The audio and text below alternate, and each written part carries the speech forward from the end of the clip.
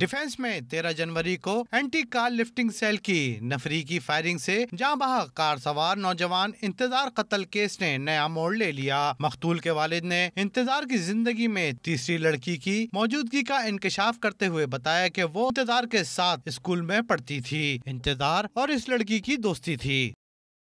नाम की जो लड़की मेरे बच्चे के साथ पढ़ती रही है, वो सिटी स्कूल के एक कैंपस में पढ़ी है 2 साल उसके साथ, और वहीं इनकी दोस्ती हुई है, मोहब्बत हुई है, जो भी हुआ है। मेरे कुछ बावसूख ज़राए से कुछ लोगों ने ये निशानदेही की है, वल्लाह आलम सच है या गलत है मैं नहीं कह सकता, इसको आप लोग फाइंड आउट करें कि मुक़द्दस हैदर की भतीजी है।